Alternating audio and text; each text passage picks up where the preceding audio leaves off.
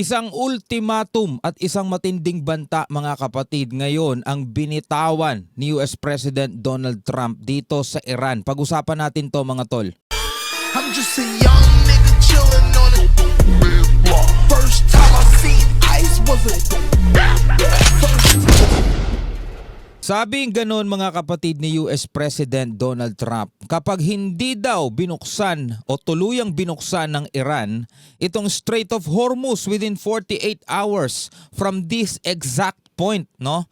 The United States of America will hit and obliterate their various power plants, starting with the biggest one first. Thank you for your attention to this matter, President Donald J. Trump. Tulad nga mga tol ng napag-uusapan natin madalas. Etong Amerika pag nagbanta, 10 days, 5 days, 3 days, 48 hours, ano man ang sabihin nila mga kapatid. Yan ay ultimatum na dapat seryosohin ng kahit na sinong pinagbabantaan nila. Iba to mga tol, iba. Hindi porket baka US tayo kasi ito yung reality mga kapatid eh. No? Baka sabihin kasi ng iba maka-Amerika ka, maka-US ka eh. Ito yung reality. Kahit sabihin natin halimbawa maka-Chekwa ako, maka-Iran ako, kahit na sino man ako. Ito yung realidad eh. Kapag ang Amerika mga kapatid nagbanta, di ba? Mga warprek tong mga to eh. Lahat na lang hata ng gera kinasangkutan nila eh, di ba?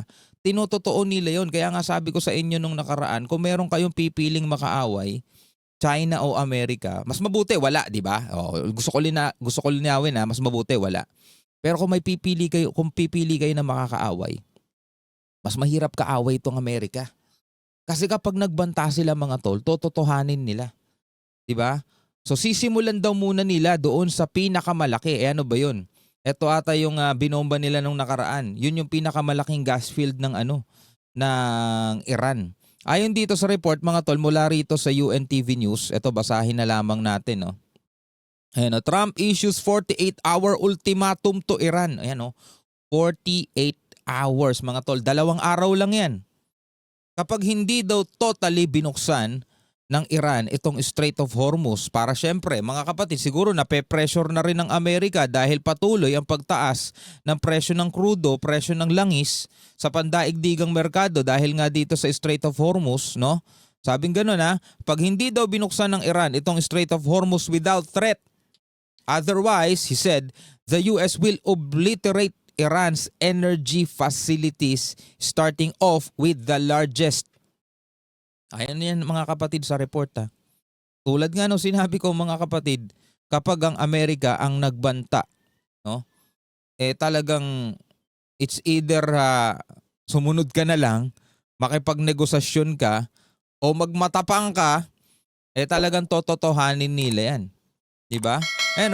Through Trump, though Trump did not specify which plant he was referring to as the largest, Iran boasts to have around 400 power plants in its soil, including a nuclear facility, the Bashir Nuclear Power Plant in the south coast of Tehran. So, pwedeng yan maging target din mga tol In recent development, the US attacked Iran's significant energy infrastructures including the South Pars gas field, which serves as the energy lifeline of Iran. Energy lifeline, no? Nandito buhay ng Iran din. And the Karg Islands oil terminal which produces 90% of the country's crude oil exports.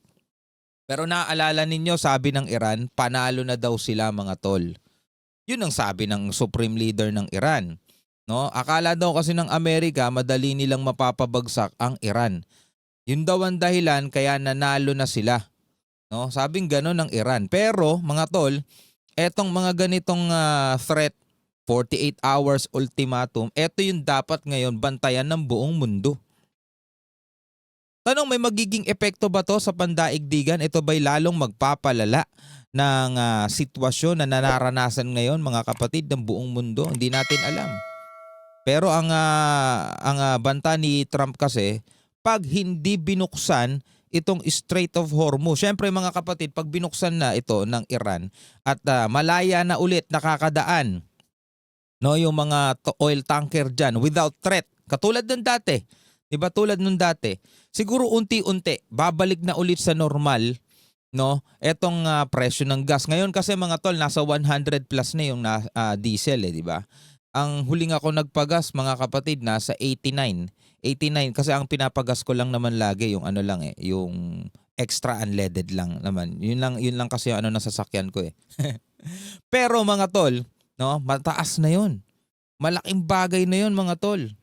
No? Pero syempre kapag etong Strait of Hormuz ay nabuksan na, unti-unti ano na 'yan, no? Hindi automatic hindi agaran, pero babalik na rin ulit sa normal 'yan, no?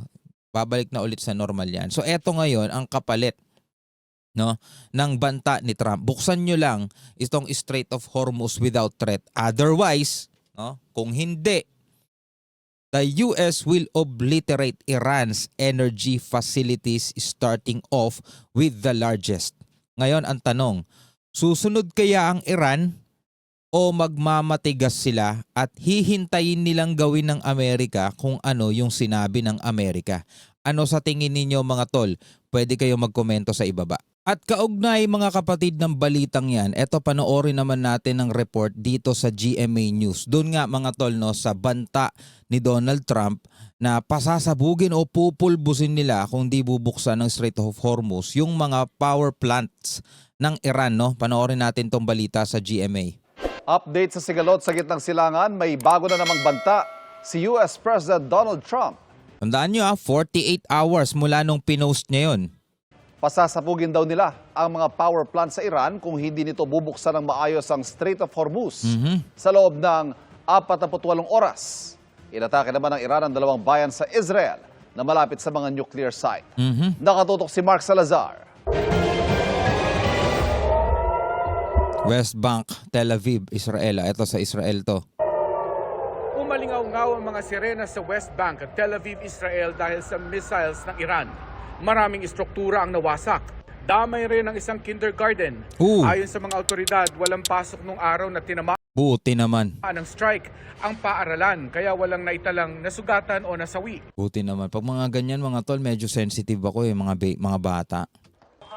Inatake rin ng Iran ang mga bayan sa Israel na malapit sa isang nuclear site.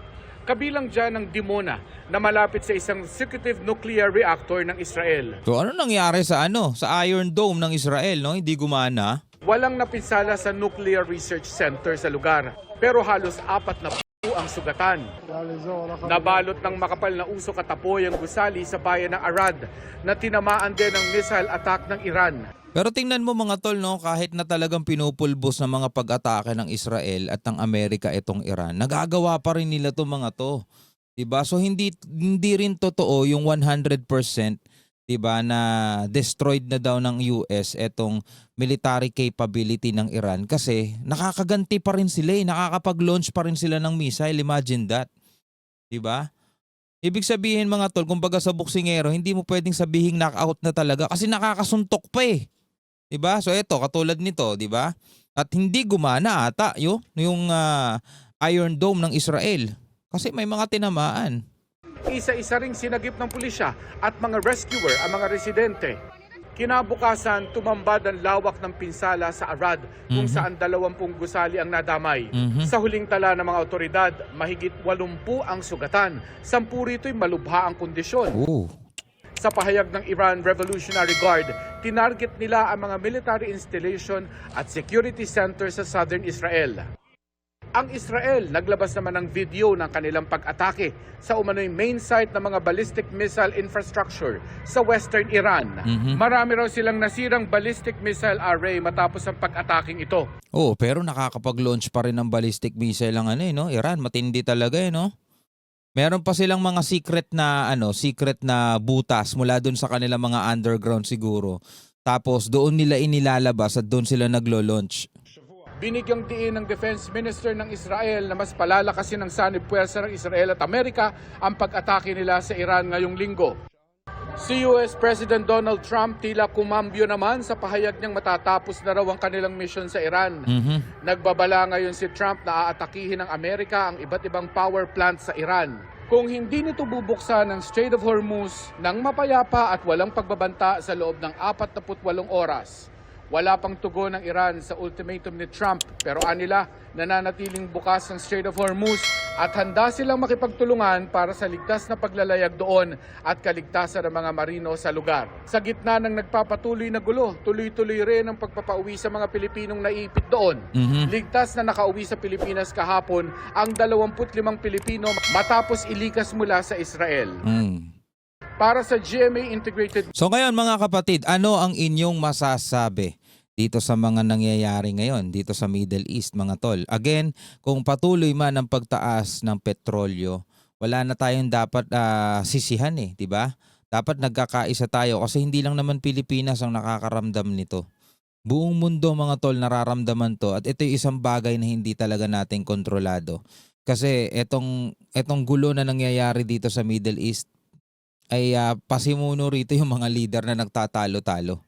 Diba? Imagine nyo na lang mga kapatid, maswerte pa rin tayo, maswerte pa rin kayo. Hindi naman to sa pagiging insensitive pero kesa magreklamo kayo, magpasalamat na rin kayo mga tol kasi yung ang nararanasan lang natin dito yung yung pagtaas ng krudo. Hindi natin nararanasan yung horror na nararanasan natin ng mga mismong taong nakatira doon. No? Anyway mga kapatid, bilang mga Pilipino, ano inyong masasabi dyan? Comment na lamang kayo sa ibaba.